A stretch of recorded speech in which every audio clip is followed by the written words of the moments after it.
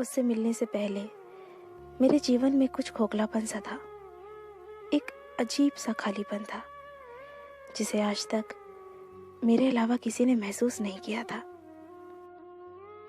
क्योंकि मैं स्वभाव से बहुत चंचल थी, इस कारण मैं कॉलेज में भी और घर में भी लोगों से हमेशा घिरी रहती थी। इसके बावजूद कि मैं बहुत बोलती थी, मेरे जीवन का एक दूसरा पहलू भी था और जीवन के उस हिस्से में आने की इजाजत मैंने किसी को नहीं दी थी।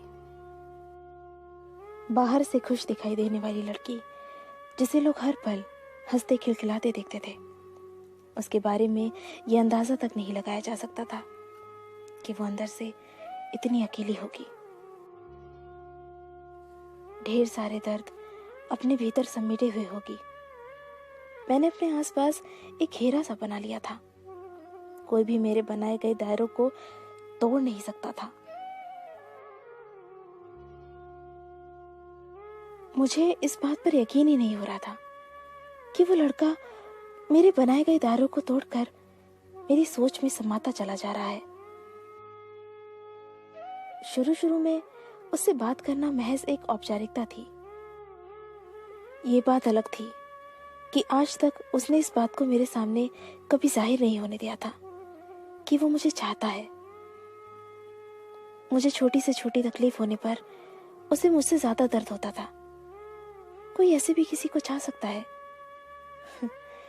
यकीन करने में बहुत वक्त लगा, लेकिन समय के साथ मुझे इस बात का एहसास हो गया था कि ये लड़का मेरी चिंता करता है, मेरा ख्याल रखता है। उसके प्यार में पागलपन सा था। मेरी खुशी के लिए वो कुछ भी कर देता था। उस लड़के के बिना इस बात का जिक्र किए कि उसे मुझसे बातें करना अच्छा लगता है, मेरे साथ वक्त बिताना अच्छा लगता है, बड़ी ही चालाकी से मुझसे दोस्ती के लिए पूछा। उस दिन संयोग से हम दोनों कॉलेज जल्दी आ गए थे और क्लासरूम में कोई नहीं था। उसने कहा कि क्या मैं तुम्हारा हाथ पकड़ सकता हूँ? पहले तो मुझे बड़ा आश्चर्य हुआ कि आज उसे क्या हो गया है, वो इस तरह की बातें क्यों कर रहा है। लेकिन मुझे उस पर पूरा भरोसा था। उसने इतनी ऑनेस्टली मेरा हाथ मांगा कि मैं उसे मना ही नहीं कर पाई और मैंने उसे अपना हाथ दे दिया। उसने मेरा हाथ अपने हाथों में लिया और कहा, क्या तुम मेरी दोस्त बनोगी? तुम मुझे अच्छी लगती हो और मैं तुम में एक अच्छा दोस्त देखता हूँ, अच्छा इंसान देखता हूँ, और मैं चाहता हूँ कि मैं जिंदगी भर तुम्हारा दोस्त बनकर तुम्हारे साथ रहूं। उसने इतनी ईमानदारी से अपनी इस बात को मेरे सामने रखा कि मैं ना नहीं कर पाई और मैंने हाँ कर दिया। उस दिन उसने बस इतना ही कहा और चला गया। मुझसे दोस्ती करने की खुशी मैं साफ साफ उसके चेहरे पर देख सकती थी। मैंने इस बात को बड़े हल्के में लिया, हालांकि मुझे ये सोचकर दिन भर हंसी आ रही थी कि किस तरह से डरते डरते उसने मेरा हाथ पकड़ा था।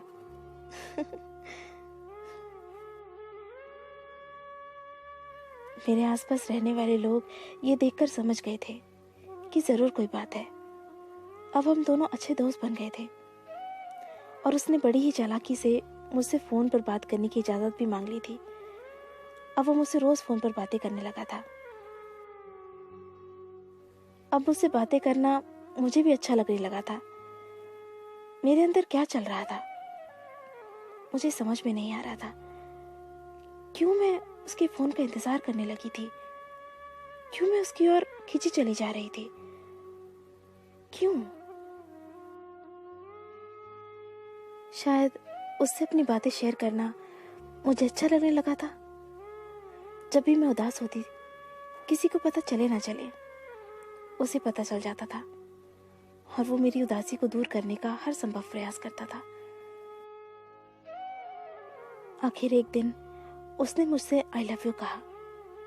मुझे वक्त लगा, लेकिन मैंने भी अपने प्यार का इजहार कर दिया। मेरे हर जन्मदिन पर मुझसे ज्यादा खुश होना, मेरे ऊपर हजारों रुपए मना करने के बावजूद खर्च कर देना, वो दीवाना था मेरा। उसने भी मुझे अपना दीवाना बना लिया था। बाइक पर अक्सर घूमने निकल जाना, कॉलेज बंक करके फिल्म देखने जाना, ये सब हमें अच्छा लगने लगा था। उसकी पूरी दुनिया बन गई थी मैं। मेरी पूजा करता था वो। दिन तेजी से बीतने लगे। हम दोनों दुनिया को भूल चुके थे। प्यार के उस दौर ने हम दोनों को भीतर से बदल दिया था। हमने प्यार की ढेरों कस्में खाई और ढेरों वादे किए। वक्त ने करवट लिया। मेरे पिताजी ने 20-21 साल की उम्र में ही मेरी शादी पक्की कर दी। अंदर से मेरा हाल बेहाल था, लेकिन वो मुझसे ज्यादा बेहाल था। वो किसी भी हद तक जाने को तैयार था मेरा साथ पाने के लिए, लेकिन मैं जानती थी कि अगर मैं घर से भाग जाती हूँ तो मेरे घर वालों का समाज में जीना मुश्किल हो जाएगा। कड़े मन से मैंने उसके साथ जाने से इनकार कर दिया। वो हर दिन सैकड़ों बार कोशिश करता कि मेरे फैसले को बदल पाए, लेकिन मैं नहीं मानी। हम मेरी शादी हो गई। अपनी शादी के कुछ महीनों के बाद मेरी उससे मुलाकात हुई। उसने अपना हाल बेहाल कर लिया था।